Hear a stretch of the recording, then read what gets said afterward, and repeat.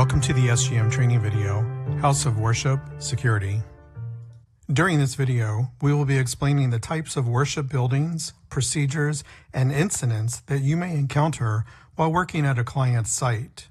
We will also be discussing patrolling and other important features that you should become familiar with and be aware of. If at any time you have questions, please contact your supervisor directly. There's a lot that goes into the House of Worship Security training. This training video just touches on some of the more frequent or important topics. We suggest that as a security officer that you be proactive and obtain additional training in addition to this video to help better understand all aspects of what may be expected in your specific duties, as well as help reduce any possible liability to your company. Religions have been around for a very long time. The exact time when humans first became religious remains possibly unknown. However, research shows credible evidence of religious behavior from around 45 to 200,000 years ago. The United States has approximately 345,000 religious congregations, consisting of about 150 million members. These members comprise more than 230 different denominational groups, such as Christianity, Judaism, Muslims, and Buddhists, just to name a few. Throughout history, places of worship have been both places of safety and the targets of attacks. Lately, attacks seem to be in the rise in the United States. Uniformed professional security officers help provide the most critical layer of deterrent protection during worship services and special events. Houses of worship want to provide a secure place where members and visitors can worship safely from possible external threats. As part of this measure, this is usually the reason they've hired your company for a security presence. Religious facilities are vulnerable to attacks committed by individuals using a variety of tactics to inflict harm or death on a religious activity. Perpetrators have a wide variety of weapons available to achieve their objectives and have demonstrated the ability to carry out attacks against multiple targets.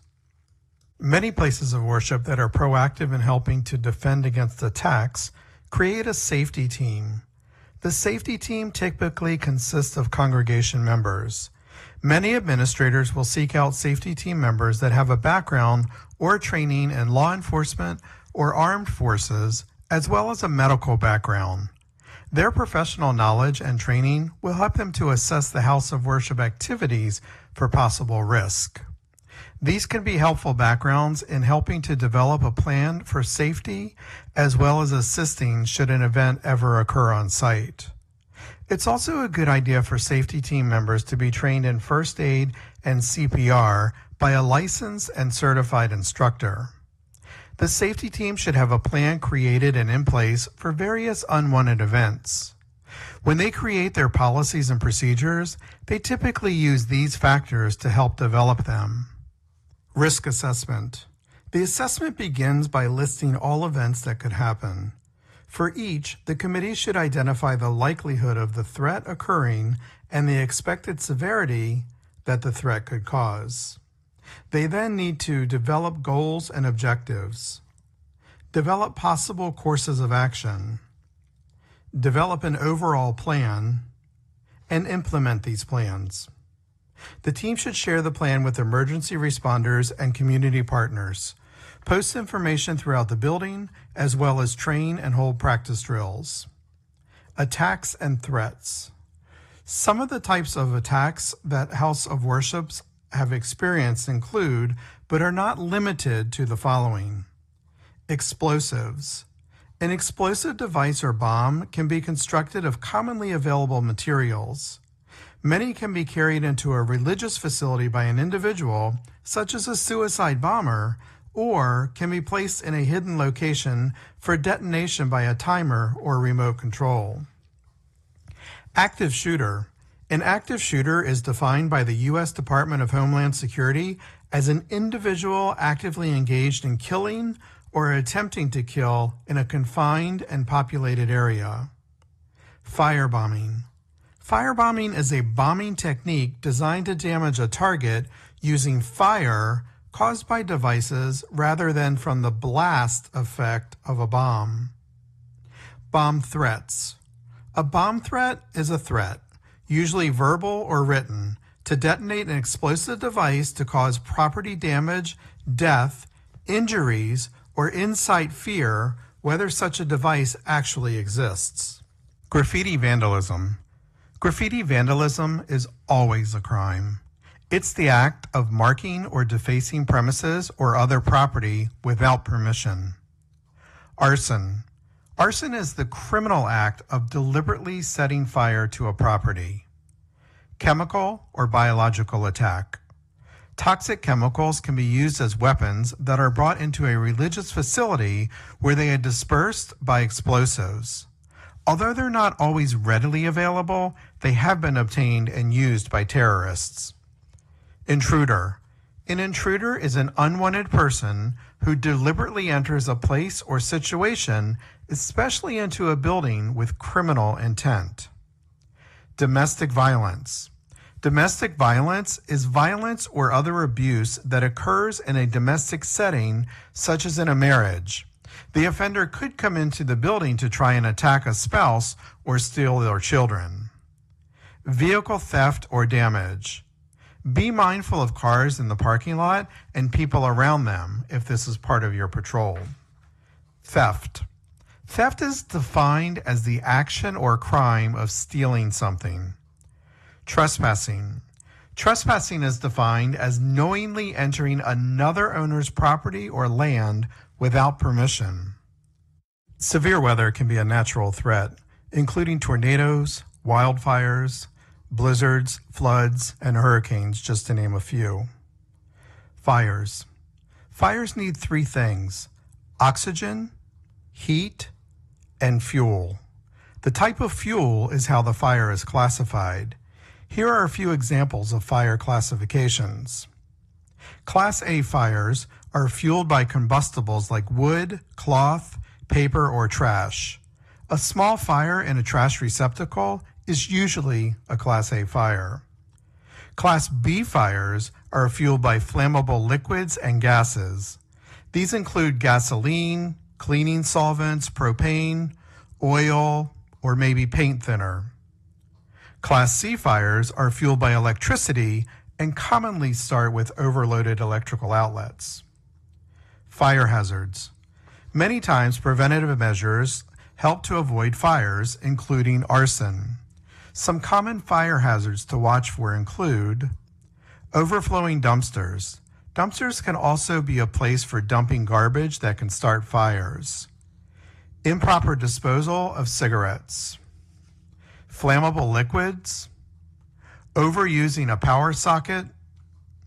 Space heaters. Cooking equipment, or even candles. Fire safety. Identifying and eliminating common fire hazards is an important task. Smoke is the #1 killer in a fire, so you want to make sure that your post can be evacuated quickly and easily should this occur. Should a fire occur on your site, call 911 right away and notify your supervisor. Fire extinguishers.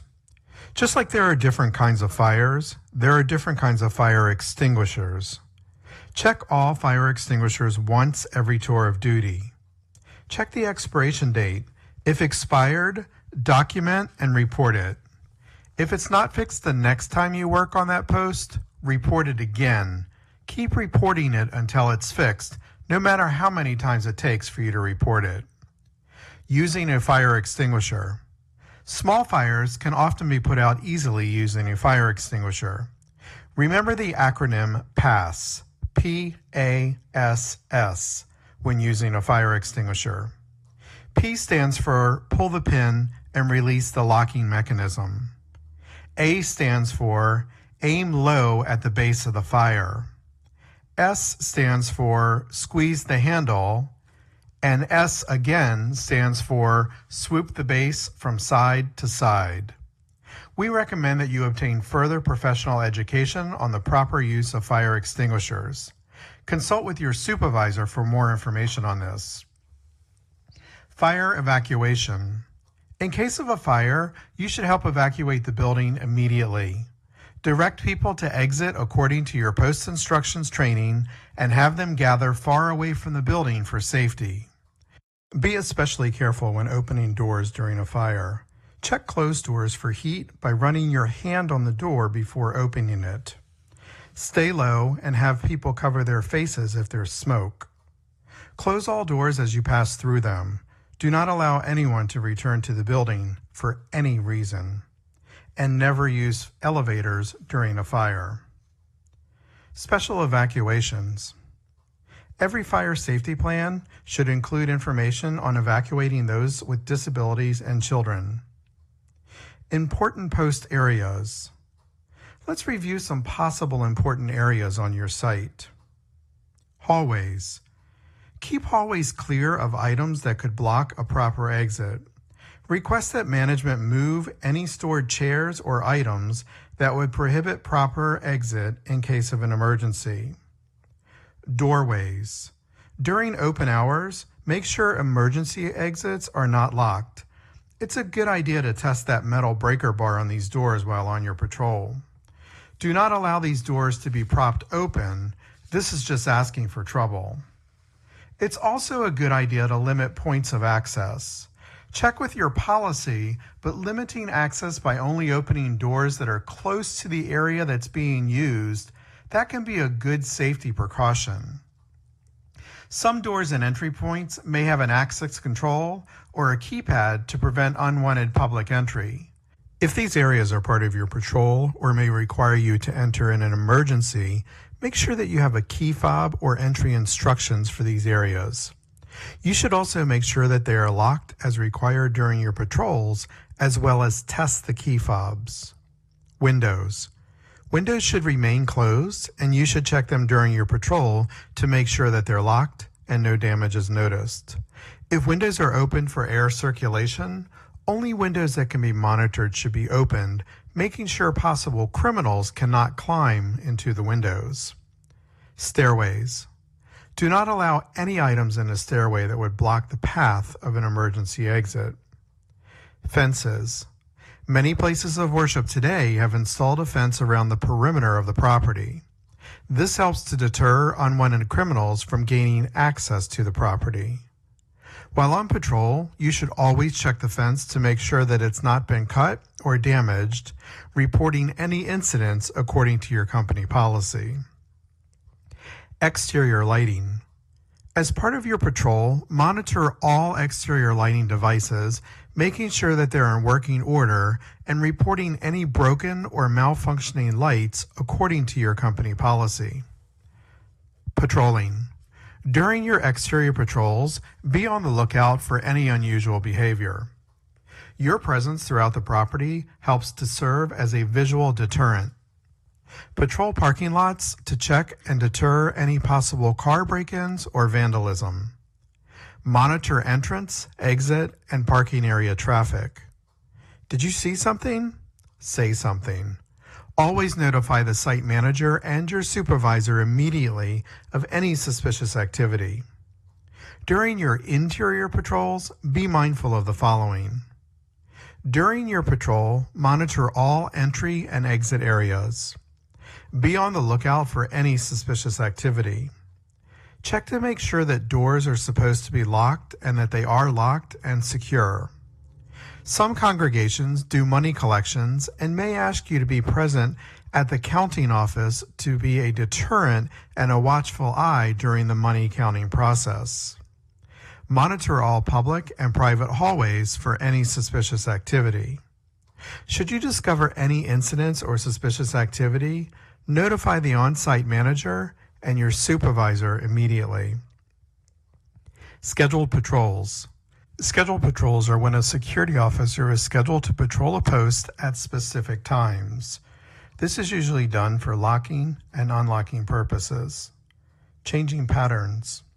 By changing your patrol pattern often, it creates unpredictability and helps to deter criminals who may be monitoring your patterns. Not knowing your patrol pattern will hopefully cause them to leave the property. Remember, observe and report. Your company and client are depending on your patrols to let them know of any issues as well as help deter possible crimes. During any services or events, you'll want to pay particular attention for any suspicious activity. People are typically focused on the service and not their surroundings.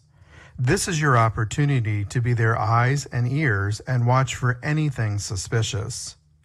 The same holds true with entry and exits to the worship building.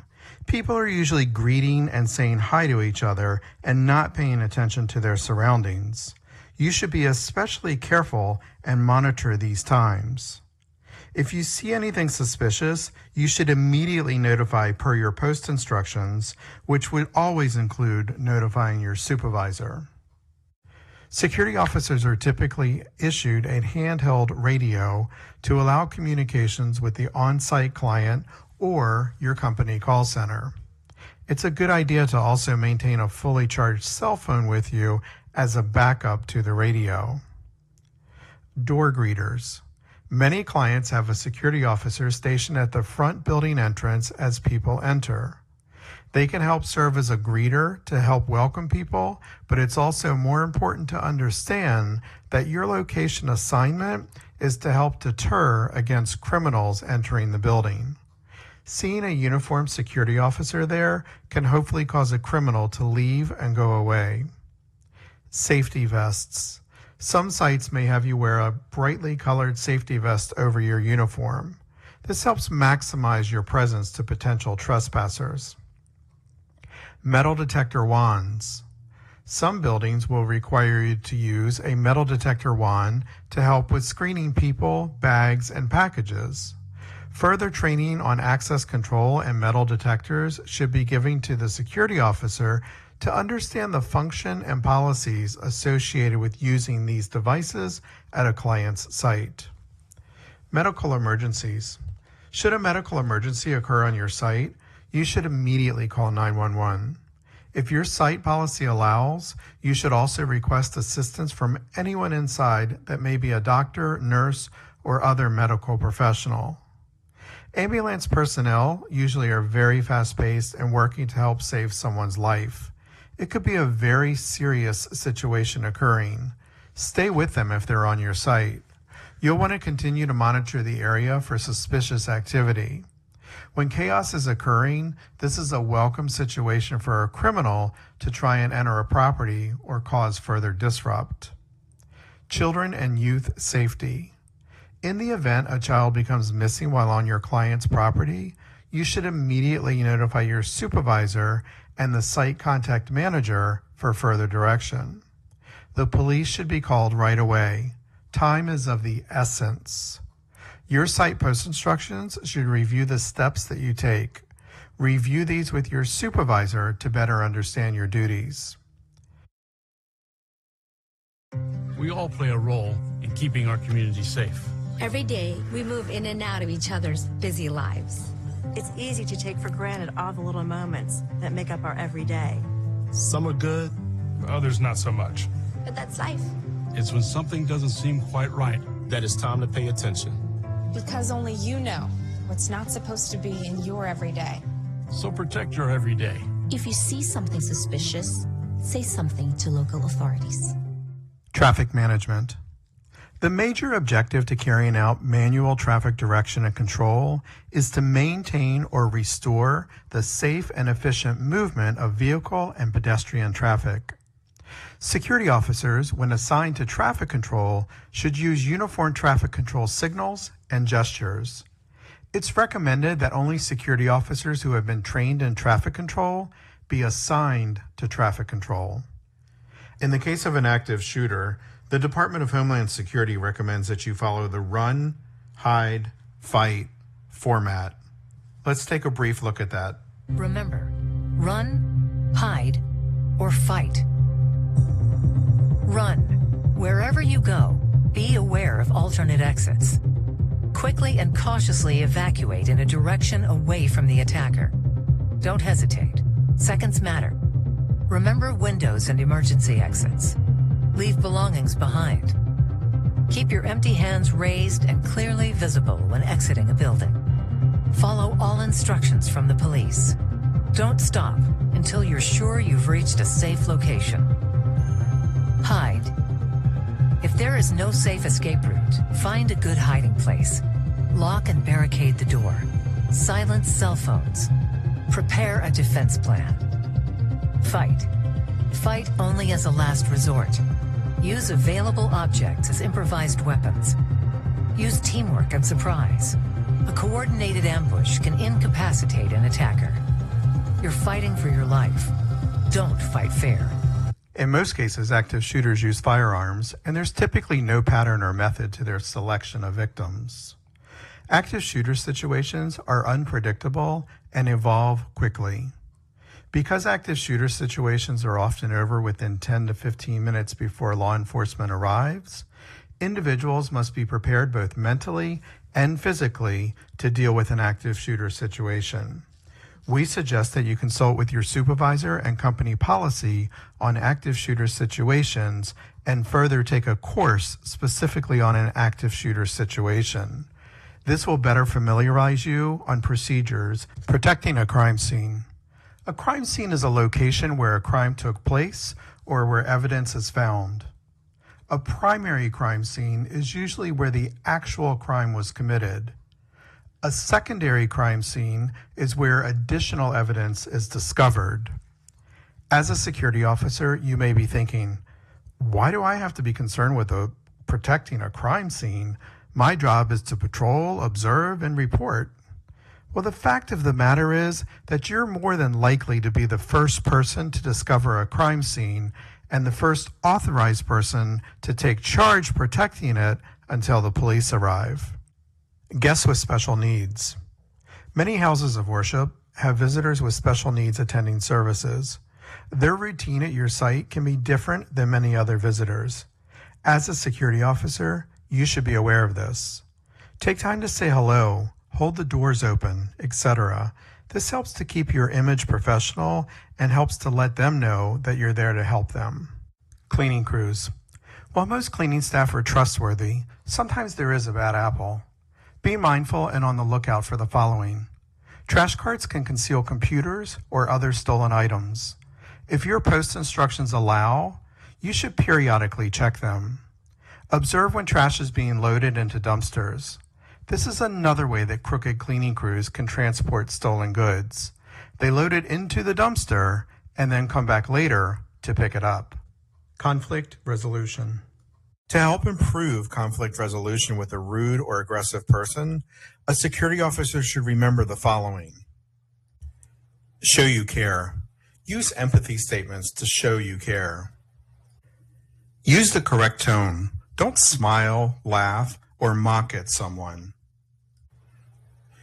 Be neutral. Don't offer your opinion. Don't agree or disagree. Don't react. Don't respond to negative comments. Only interject with helpful content when necessary. Focus. Keep them focused on the important issue. Make angry conversations private. Try to have conversations away from crowds. Use timeouts. If confrontation escalates, allow one party to think by themselves for a short period. Then address the concerns more effectively. Stay calm. Always remain calm and professional. The importance of effective communication. Effective communication is an important key to your safety. The elements required to be an effective communicator are trust, respect, understanding, empathy, and resolution.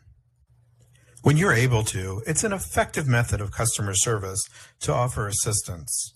Even if it's just holding the door open, picking up dropped items, or giving directions, people will appreciate the effort. Never talk down to people you're dealing with or people involved in a situation. For example, if you say something like, "You're both just acting like children," well, saying that will just make matters worse. It's better to say something like, "I understand there's a problem here. If you let me, maybe I can help." Now that would make them feel respected. Don't use jargons. Choose your words carefully. It's not a good idea to use slang or jargons when talking to people. A slang or jargon comment can lead to miscommunication and create a negative reaction. Your body language. Be aware and control your body language. Negative body language always has an adverse effect. Let's start with your approach. Never invade someone's personal space. Standing too close gives them the impression that you're intruding. A good distance is about an arm's length. Always face the person you are talking to with your hands at your sides. Never cross your arms in front of you. When you do that, it gives the impression that you're putting up a barrier, signaling that you don't trust them or that they're lying. Avoid negative facial expressions. Don't smirk, roll your eyes, squint your eyes, or look at them mean like you're being critical. Look concerned and occasionally nod your head as they're talking. This will make them feel that you're listening and understanding them. Facial expressions can be voluntary, like smiling for the camera, or involuntary, like getting caught in a barefaced lie. Whenever you see someone giving negative expression or negative body language, consider them to be clues regarding their current disposition and truthfulness. When someone is speaking to you and they don't make eye contact or they look away, look at the ground, or even look up at the sky, those could be signs of deception. While working as a security officer, it's possible that you may be involved in many incident events. Whether it's an incident that occurs in front of you or if you discover damage to the building after the fact, these all will require you to prepare an incident report. You might be asking yourself, why do I need to prepare an incident report? Well, the fact of the matter is that an incident report gives a formal or official account of happenings. It's a permanent written record of activity which documents important facts. The documented report is not only helpful for management to review what happened, it can be a great help in the future in case of a court case. So you can see how important it is to document as much information that you have now. Your incident report must be factual, accurate, and complete. Take notes as soon as possible so the facts do not escape your memory. The media. Never talk or discuss anything with any news media. They should be referred to your manager or supervisor. If they continue to push and question you, kindly ask them to leave the private property if your company policy allows this. Be friendly and professional. Good communication skills are priceless in every aspect of a security officer's job. In every situation that includes contact with other people, security officers need to be respectful and empathetic. The ability to talk to people and understand their point of view can be a key to help solve even the most complicated issues and help prevent many threats. It's vital that you're friendly, professional, and ready to help. Being polite and friendly while maintaining professionalism goes a long way. Your job likely comes with some specific rules for dealing with many issues, from confrontations to emergencies. It might not always be easy to do your job within the parameters, but you should learn to prioritize your main duties with the small things that set you apart. It's important to remember one of the most important duties of a security officer: observe and report. We hope that this training video has helped you learn more about working as a security officer at a house of worship. If you have any questions about the material in this video, please consult with your supervisor.